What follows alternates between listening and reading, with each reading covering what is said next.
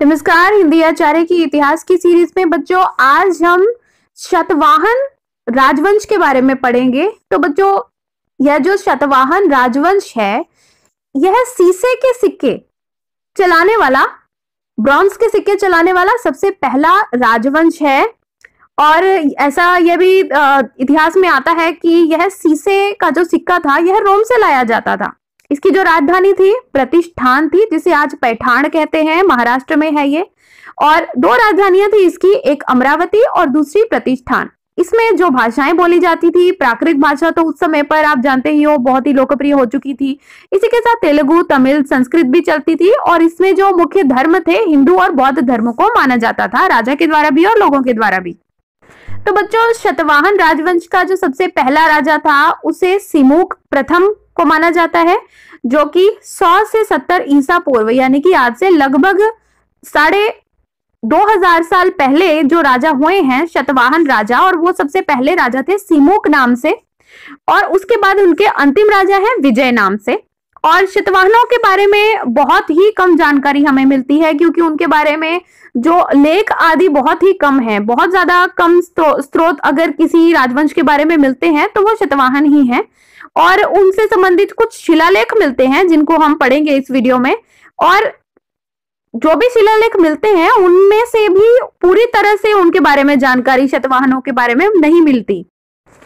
इस राजवंश की उत्पत्ति कैसे होती है, जो इनके जो शिलालेख हैं उनसे यह पता चलता है कि वो शतवाहन जो राजा थे वो भी शुंग राजाओं की तरह, जैसे कि पुष्यमित्र शुंग, तो उन राजाओं की तरह और कनव राजाओं की तरह ब्राह्मण थे। और इसके बारे में नासिक शिलालेख में जो शतवाहनों का जो शिलालेख है उससे भी पता चलता है कि जो इनके बहुत महान राजा हुए हैं गौतमी पुत्र श्री शतकर्णी, उनको भी वो यह शिलालेख कहता है कि वो एक बहुत ही अद्वितीय ऐसे ब्राह्मण हैं जो कि क्षत्रिय दप मान मर्दन यानी कि क्षत्रियों का मान मर्दन करने वाले ऐसे ब्राह्मण राजा हैं।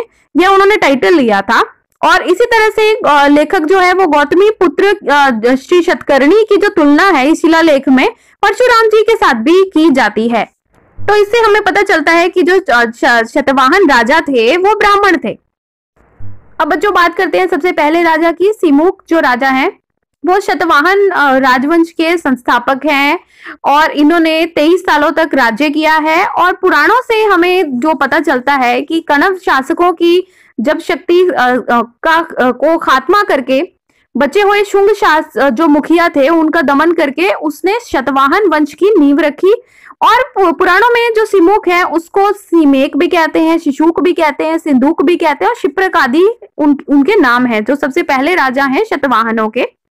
अब बच्चों हम पढ़ते हैं शतवाहनों में जो सबसे महान राजा हुए हैं, सबसे प्रसिद्ध और सबसे महान राजा जो हुए हैं गौतमी पुत्र श्री शतनी, उनके बारे में जानते हैं। वो सबसे महान शासक थे जिन्होंने लगभग 25 साल राज्य किया है और एक बहुत बड़े साम्राज्य की भी स्थापना की है उन्होंने। देखिए मैप में यहाँ पे जो भूरे रंग का जो क्षेत्र है यह क्षेत्र जो गौतमी पुत्र श्री शतकर्णी है उन्होंने शतवाहन राज्य का को साम्राज्य बना दिया। उस साम्राज्य का क्षेत्र बहुत ज्यादा बढ़ा दिया उन्होंने। गौतमी पुत्र श्री शतकर्णी के बारे में जो जानकारी हमें मिलती है वो उनकी ही अपनी माता जो गौतमी जिनका नाम था उनकी जो जीत है उसके बारे में उन्होंने एक नासिक में एक शिलालेख लिखवाया था जो कि आज के नासिक में पड़ता है, उससे जानकारी हमें मिलती है। और बहुत सारे ऐसे भी विशेषज्ञ हैं जो ये मानते हैं कि जो गौतमी पुत्र श्री शतकर्णी है उन्हीं को ही राजा शालिवाहन भी माना जाता है। उन्होंने ही पूरे भारत को एकजुट किया, यानी कि ये जो पश्चिमी और दक्षिणी भारत है इसको एकजुट किया है। इसके साथ ही उन्होंने यह उपाधि भी धारण की त्रिसमुद्र तोय पीत वाहन। उन्होंने यह उपाधि भी धारण की जिससे पता चलता है कि उनका जो प्रभाव था वो तीनों तरफ था, पूर्वी, पश्चिमी और दक्षिणी समुद्र तक उनका, यानी कि बंगाल की खाड़ी, अरब सागर और हिंद महासागर तक उनका प्रभाव था। देखो बच्चों जो गौतमी पुत्र श्री शतकर्णी हैं उनसे पहले शतकर्णी प्रथम भी हुए हैं।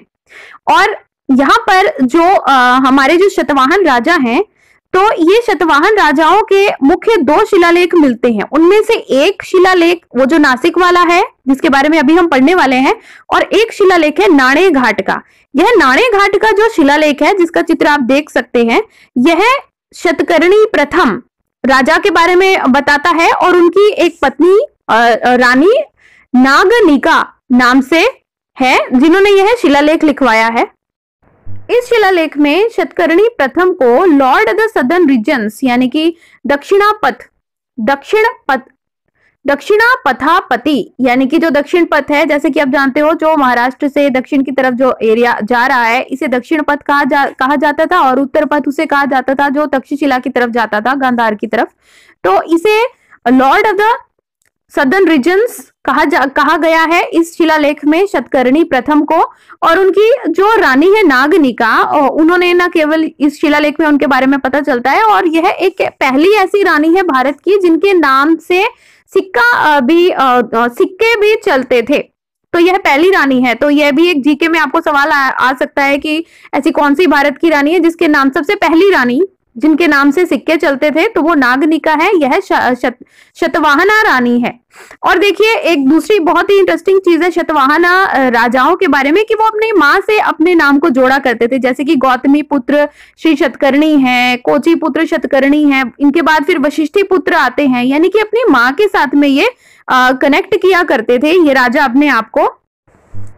अब देखिए गौतमी पुत्र श्री शतकर्णी के सिक्के हैं यहाँ पर। इन सिक्कों के ऊपर भी देखिए लिखा गया है रानो गौतमी पुत्र श्री शतकर्णो, यानी कि राजा गौतमी पुत्र शतकर्णी। और दूसरा देखिए यहाँ पर नासिक अभिलेख है, यह जो शिलालेख मिला है नासिक से, इसमें इस शिलालेख में भी जो गौतमी पुत्र हैं वो अपने जो पूरी उनकी जीनियोलॉजी है, जो उनकी राजवंशावली है, उसके बारे में वो बताते हैं कि कैसे वो धीरे धीरे राजा, उनके परदादा दादा दादा इसके बाद फिर कैसे उनके पास राज्य आता है, इसके बारे में वो बताते हैं।